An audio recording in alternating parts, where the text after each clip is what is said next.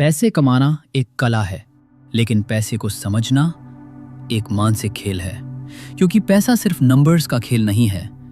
पैसा हमारे सोचने, डरने, लालच करने और फैसले लेने के तरीके का आईना है। मॉर्गन हाउसल कहते हैं, पैसा कैसे काम करता है ये जानना काफी नहीं है, पैसा आपके साथ कैसा काम करता है ये समझना जरूरी है। इंसान फाइनेंशियल डिसीजंस एक्सेल शीट देखकर नहीं लेता, वो लेता है इमोशन, फियर, ईगो और पास्ट एक्सपीरियंसेस के हिसाब से। इसलिए ये किताब हमें पैसा समझाने की नहीं, बल्कि पैसे के बारे में सोचने का तरीका बदलने के लिए लिखी गई है। सोचो, दो लोग हैं, दोनों एक ही शेयर मार्केट में निवेश कर रहे हैं। एक अमीर हो जाता है, दूसरा सब गंवा देता है। क्यों?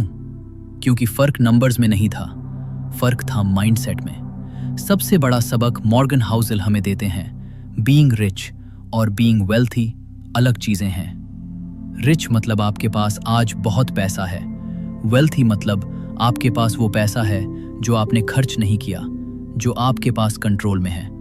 कोई इंसान लाखों कमाकर भी गरीब हो सकता है अगर वो हर पैसा दिखावे में उड़ा दे। वहीं एक आम आदमी जो अपने पैसे को समझदारी से रखता है, वो वाकई वेल्थी है, क्योंकि उसके पास फ्रीडम है। अब बात करते हैं सबसे कॉमन और खतरनाक मानसिकता की, कितना ज्यादा चाहिए। जब हम पैसा कमाने लगते हैं तो हम सोचते हैं बस थोड़ा और, लेकिन थोड़ा और की कोई सीमा नहीं होती। मॉर्गन कहते हैं, no amount of money will ever be enough if you don't know how to stop. यानी अगर आपकी लालच की सीमा नहीं है तो कोई भी इनकम आपके लिए छोटी पड़ेगी। इसलिए जरूरी है इनफ को समझना। क्या चीजें आपको खुशी देती हैं?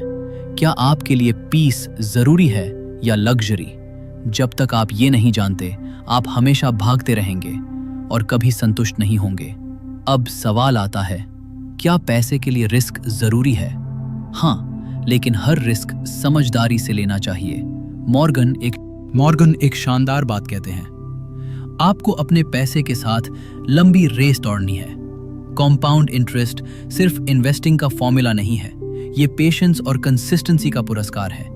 जो लोग रोज मार्केट के उतार चढ़ाव में पैनिक करते हैं, वो जल्दी ही हार जाते हैं। जो लोग चुपचाप शांत रहकर सालों तक सही डिसीजंस लेते हैं, वही अंत में जीतते हैं। एक और जबरदस्त कॉन्सेप्ट इस किताब में आता है, never compare your financial life with others.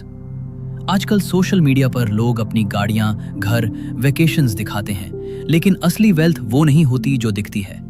असल वेल्थ वो होती है जो छिपी होती है, जो आप खर्च नहीं कर रहे, जो आपने बचा रखा है।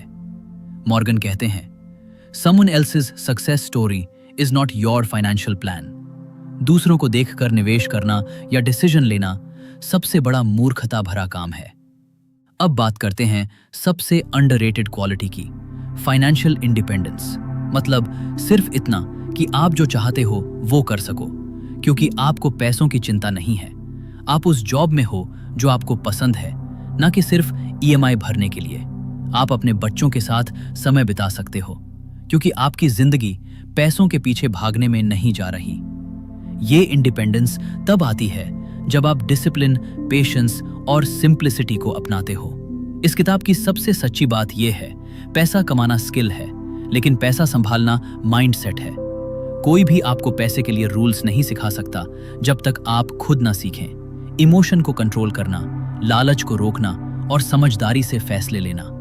मॉर्गन हाउसल की इस किताब को पढ़ना ऐसा है जैसे कोई आपको शीशा दिखा रहा हो कि असली दौलत फ्लैशी नहीं होती, वो शांत, स्टेडी और सोच समझ कर बनाई जाती है।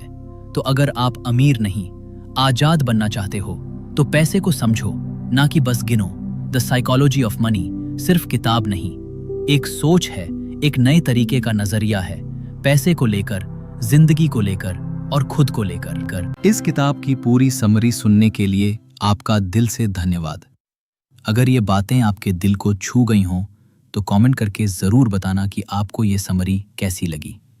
ऐसे ही और वीडियोस के लिए द बायोग्राफी शो को सब्सक्राइब करना मत भूलिएगा।